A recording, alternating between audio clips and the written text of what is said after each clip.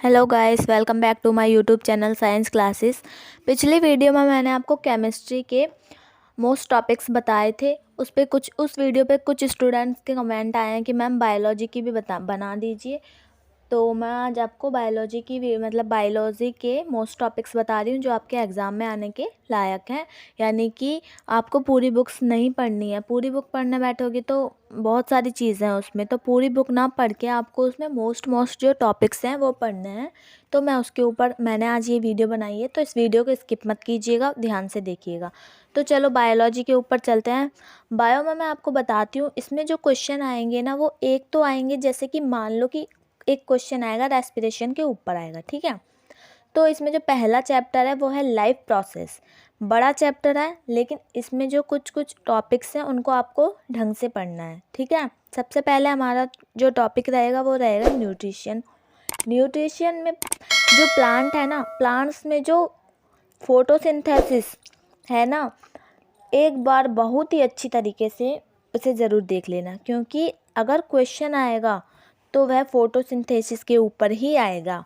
वो जो रिएक्शन है ना वो ज़रूर याद करनी चाहिए कि किस तरीके से ग्लूकोज को कन्वर्ट करता है।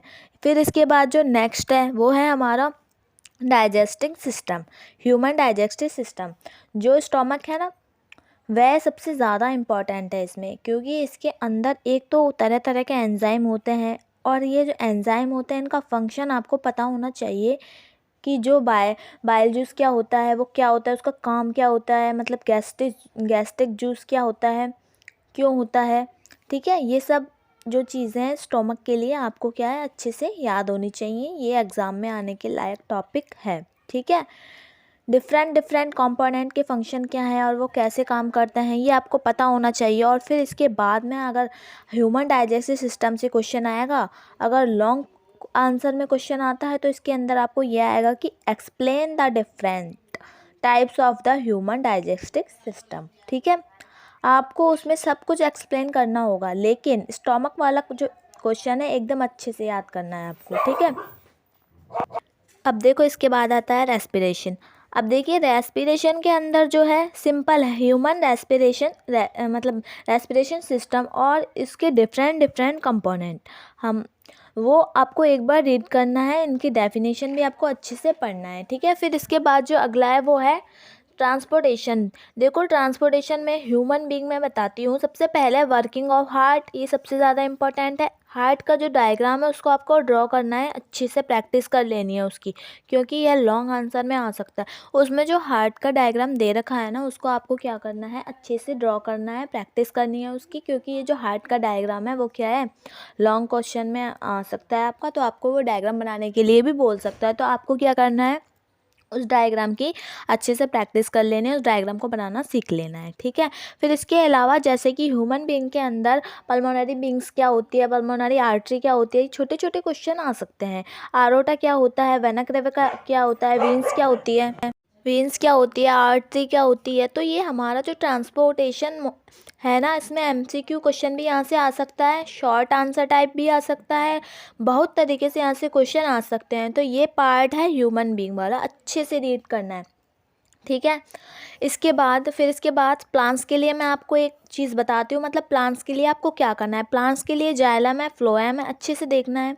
इनके अंदर डिफरेंसेस क्या होता है, क्योंकि इनमें जो क्वेश्चन आएगा वो डिफरेंस के बेस पे आएगा, मतलब डिफरेंसेस पूछा जाएगा, ठीक है। जब आप इनके अंदर डिफरेंस पढ़ लोगे तो आपको पता लग जाएगा कि जाइलम का क्या काम होता है, कैसे होता है, तो वहाँ से आपका क्वेश्चन क्लियर हो जाएगा। तो जब कभी भी ऐसी चीज़ देखो, यानी कि जब मैं बता देती हूँ आपको, जब कभी भी आप दो चीज़ देखो ऐसी, जैसे जाइलम फ्लोएम, तो दो चीज़ देखो तो आपको उस जगह क्या करना है, आपको उस जगह डिफरेंसेस याद रखने हैं। डिफरेंसेस याद रख लेना तो आपका क्वेश्चन जो होगा वो क्लियर हो जाएगा, ठीक है। एक का रख लोगे तो दूसरे का क्लियर हो जाएगा। और फिर इसके बाद में नेक्स्ट आता है कि एक्सक्रेशन इन ह्यूमन बीइंग में जो आर्टिफिशियल किडनी है ये आ सकती है, ठीक है। किस तरीके से आर्टिफिशियल किडनी वर्क करती है, तो ये सब जो मैंने बताए ये आपके मोस्ट टॉपिक्स हैं पूरे चैप्टर्स के, ठीक है। अब जो नेक्स्ट चैप्टर आता है, इसके बाद जो अगला चैप्टर है उसका नाम है कंट्रोल एंड कोऑर्डिनेशन। तो कंट्रोल एंड कोऑर्डिनेशन, तो यहाँ पर कंट्रोल एंड कोऑर्डिनेशन में मैं आपको नर्वस सिस्टम, नर्वस सिस्टम देखना है सबसे पहले। नर्वस सिस्टम में भी रिफ्लेक्स सेक्शन को पढ़ना है, मतलब रिफ्लेक्स सेक्शन के अंदर क्या क्या हमारे ऑर्गन्स रहते हैं, ठीक है, किस तरीके से ये काम करता है। फिर इसके बाद कोऑर्डिनेशन इन प्लांट्स पढ़ना है। इसके बाद आता है हार्मोन्स।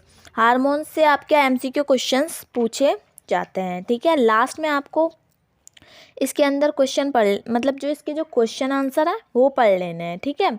इसके बाद जो चैप्टर आता है वो होता, सॉरी, इसके बाद जो चैप्टर आता है वो है हाउ टू ऑर्गेनाइज रिप्रोड्यूस, यानी कि ये जो चैप्टर है ना, ये सबसे, इसमें जो क्वेश्चन आएगा वो बड़ा ही क्वेश्चन आएगा, छोटा क्वेश्चन नहीं आएगा।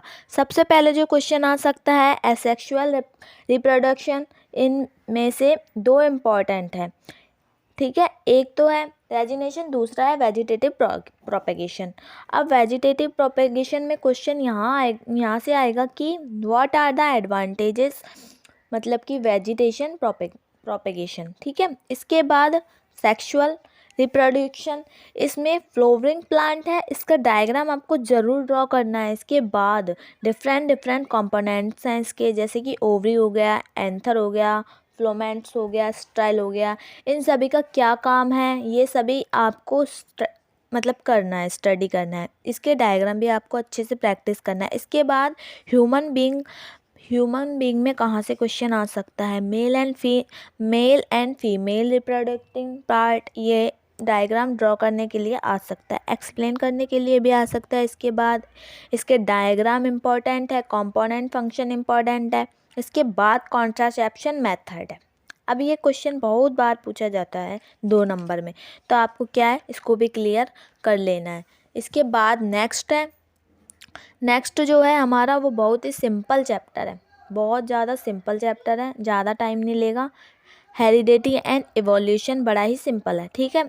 1 घंटे में चैप्टर ख़त्म हो जाएगा ये अगर करो तो, ठीक है।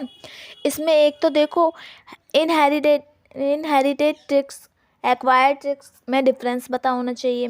इनमें ना बहुत आसान है, जैसे कि डोमिनेट और रिसेसिव पढ़ रहे हो आप लोग, ठीक है, तो डोमिनेट पढ़ लिया तो रिसेसिव पढ़ने की ज़रूरत ही नहीं है। पता है कि डोमिनेट में वो डोमिनेट करता है और रिसेसिव में उसका उल्टा होगा।